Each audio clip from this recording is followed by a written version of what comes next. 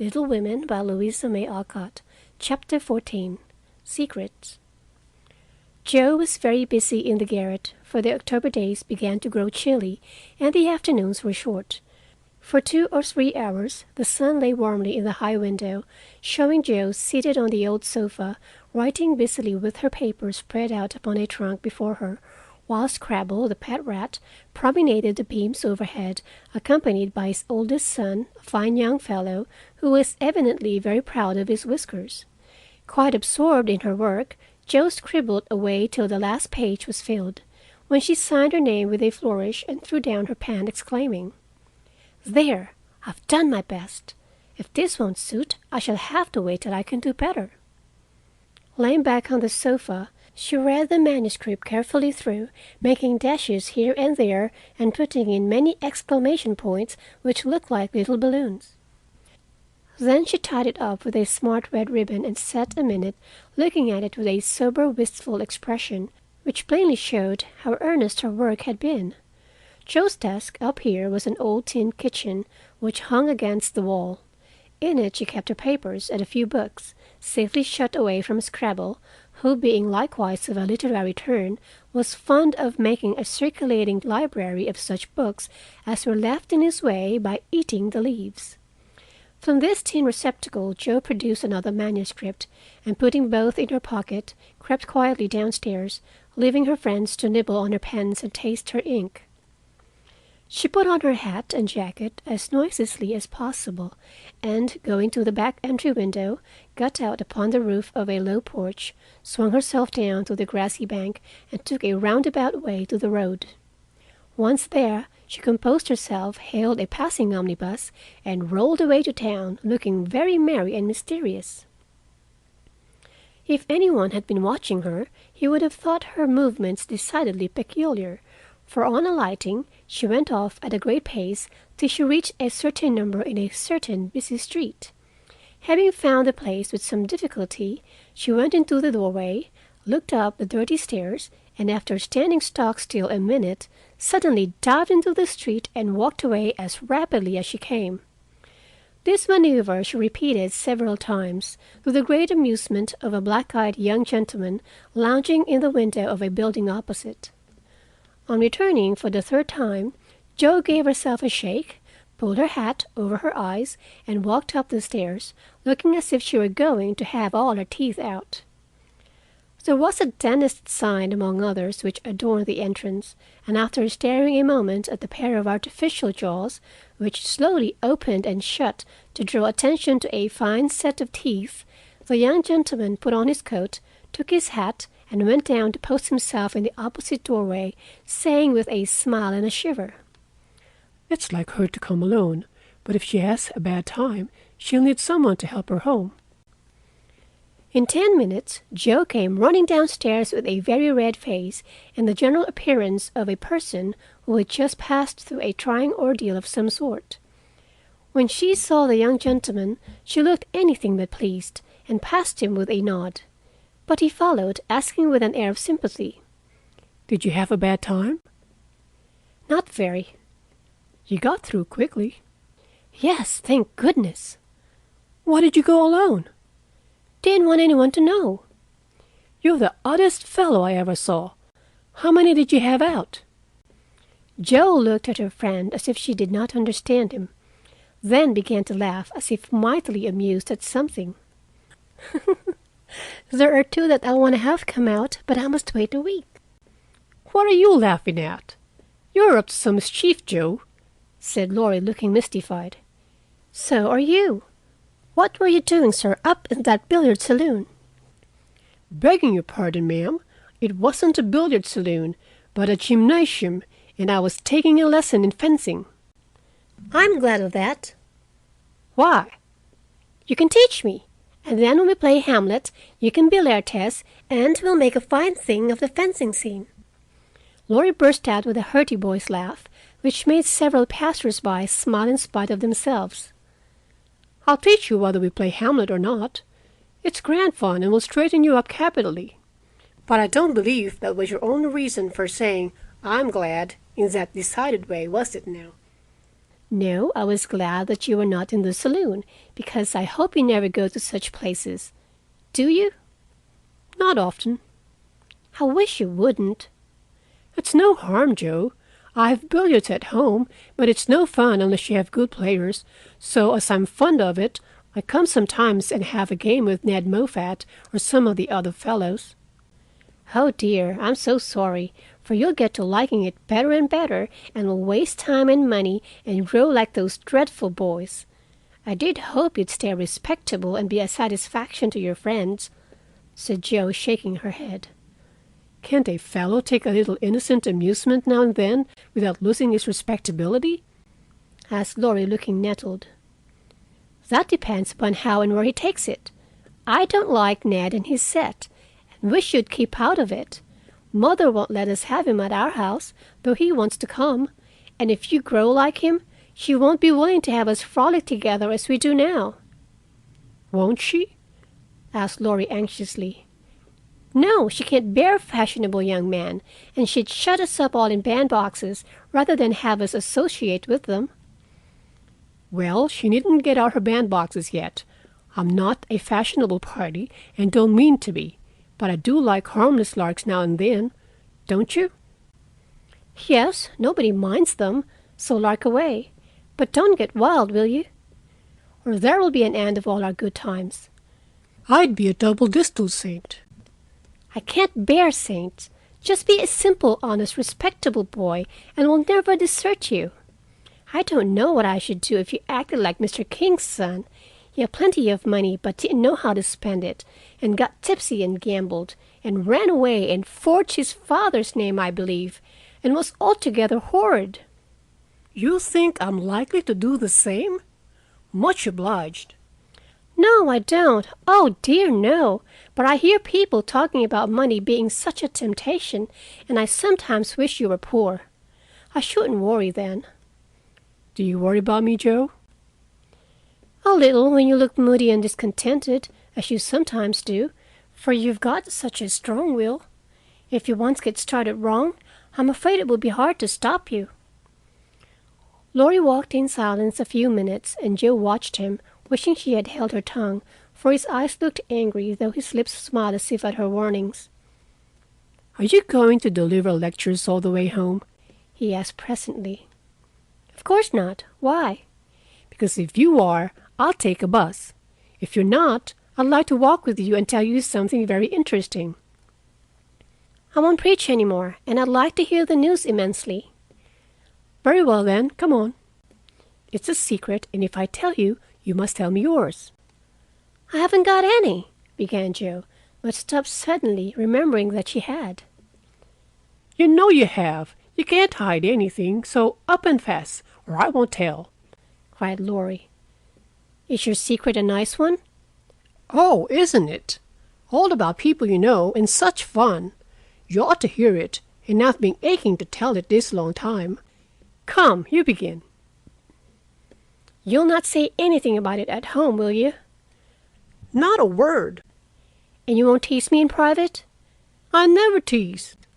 "Yes, you do. You get everything you want out of people. I don't know how you do it, but you're a born wheedler." "Thank you. Far away." "Well, I've left 2 stories with a newspaper man, and he's to give his answer next week," whispered Jo in her confidant's ear. "Hurrah for Miss March, the celebrated American authoress!" cried Laurie, throwing up his hat and catching it again, to the great delight of 2 ducks, 4 cats, 5 hens, and half a dozen Irish children, for they were out of the city now. "Hush! It won't come to anything, I dare say, but I couldn't rest till I had tried, and I said nothing about it because I didn't want anyone else to be disappointed." "It won't fail. Why, Joe, your stories are works of Shakespeare compared to half the rubbish that is published every day. Would it be fun to see them in print, and shan't we feel proud of our authoress?" Jo's eyes sparkled, for it is always pleasant to be believed in, and a friend's praise is always sweeter than a dozen newspaper puffs. "Where's your secret? Play fair, Teddy, or I'll never believe you again," she said, trying to extinguish the brilliant hopes that blazed up at a word of encouragement. I may get into a scrape for telling, but I didn't promise not to, so I will, for I never feel easy in my mind till I've told you any plummy bit of news I get. I know where Meg's glove is." "Is that all?" said Joe, looking disappointed, as Laurie nodded and twinkled with a face full of mysterious intelligence. "It's quite enough for the present. I shall agree when I tell you where it is." "Tell then." Laurie bent and whispered 3 words in Joe's ear, which produced a comical change. She stood and stared at him for a minute, looking both surprised and displeased, then walked on, saying sharply, "How do you know?" "Saw it." "Where?" "Pocket." "All this time?" "Yes, isn't that romantic?" "No, it's horrid."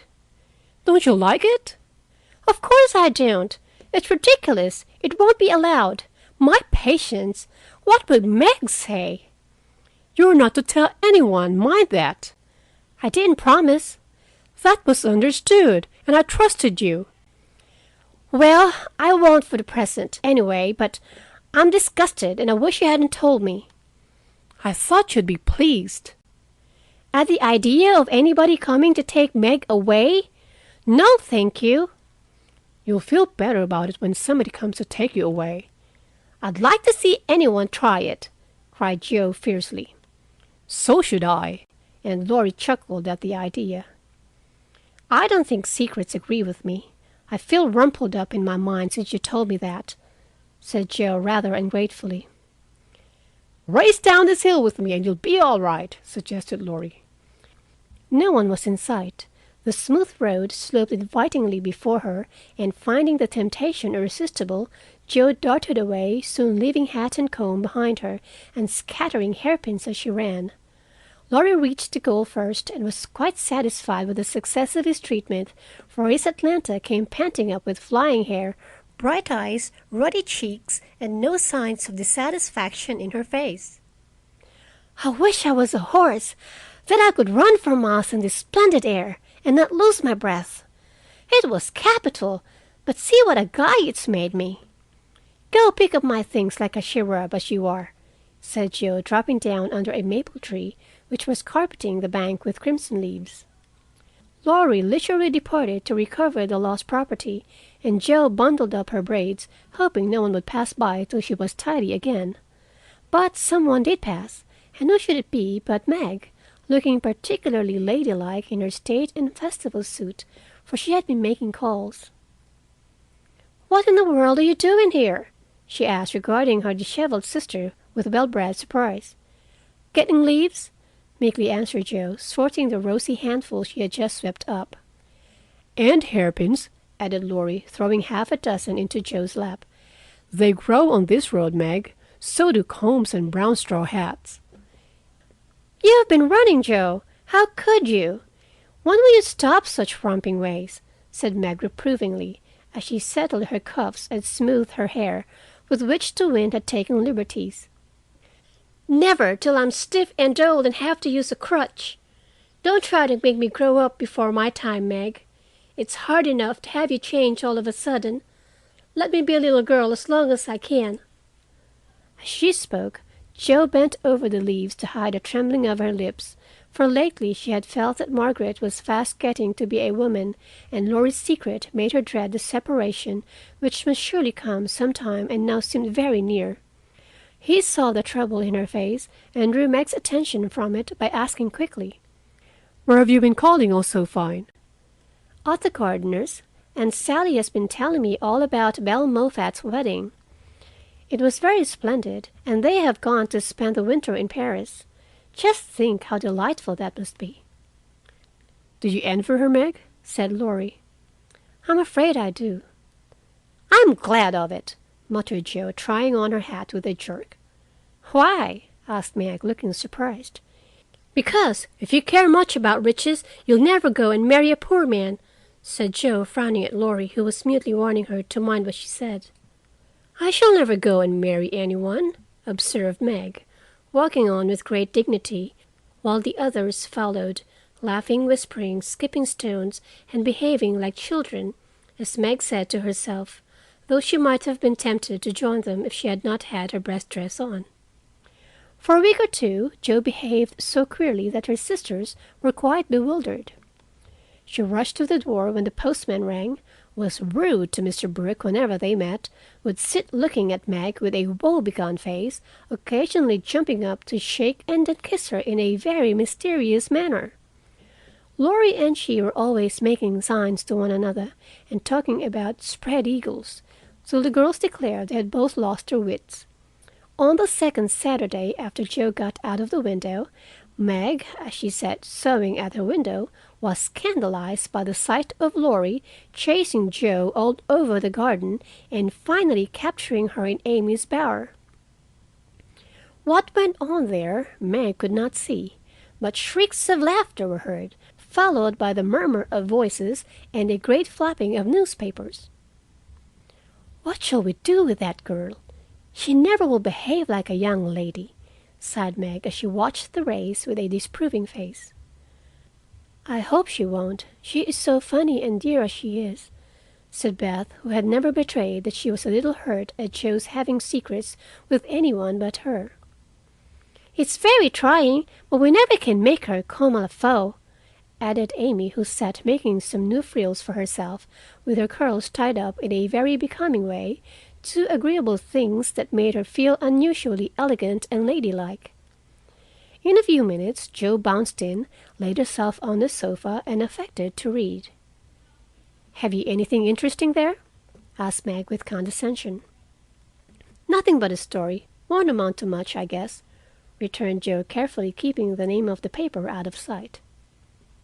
"You'd better read it aloud. That will amuse us and keep you out of mischief," said Amy in her most grown-up tone. "What's the name?" asked Beth, wondering why Jo kept her face behind the sheet. "The Rival Painters." "That sounds well. Read it," said Meg. With a loud hem and a long breath, Jo began to read very fast. The girls listened with interest, for the tale was romantic, and somewhat pathetic, as most of the characters died in the end. "I like that about the splendid picture," was Amy's approving remark as Jo paused. "I prefer the lowering part. Viola and Angelo are two of our favorite names. Isn't that queer?" said Meg, wiping her eyes, for the lowering part was tragical. "Who wrote it?" asked Beth, who had caught a glimpse of Jo's face. The reader suddenly sat up, cast away the paper, displaying a flushed countenance, and with a funny mixture of solemnity and excitement, replied in a loud voice, "Your sister." "You?" cried Meg, dropping her work. "It's very good," said Amy critically. "I knew it! I knew it! Oh, my Jo, I'm so proud!" And Beth ran to hug her sister and exult over this splendid success. Dear me, how delighted they all were, to be sure. How Meg wouldn't believe till she saw the words, "Miss Josephine March," actually printed in the paper. How graciously Amy criticized the artistic parts of the story and offered hints for a sequel, which unfortunately couldn't be carried out, as the hero and heroine were dead. How Beth got excited and skipped and sang with joy. How Hannah came in to exclaim, "Sakes alive! Well, I never!" in great astonishment at that Jo's doings. How proud Mrs. March was when she knew it. How Jo laughed, with tears in her eyes, as she declared she might as well be a peacock and done with it, and how the spread eagle might be said to flap his wings triumphantly over the house of March as the paper passed from hand to hand. "Tell us about it. When did it come? How much did you get for it? What will Father say? Won't Laurie laugh?" cried the family, all in one breath, as they clustered about Jo, for these foolish, affectionate people made a jubilee of every little household joy. "Stop jabbering, girls, and I'll tell you everything," said Jo, wondering if Miss Burney felt any grander over her Evelina than she did over her rival painters. Having told how she disposed of her tales, Jo added, "And when I went to get my answer, the man said he liked them both, but didn't pay beginners. only let them print in his paper and notice the stories. It was good practice, he said, and when the beginners improved, anyone would pay. So I let him have the 2 stories, and today this was sent to me, and Laurie caught me with it and insisted on seeing it, so I let him. And he said it was good, and I shall write more, and it's going to get the next paid for, and I'm so happy, for in time I may be able to support myself and help the girls."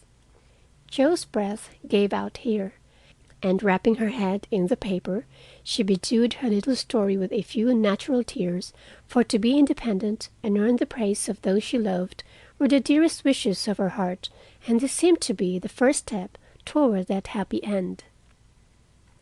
End of chapter 14.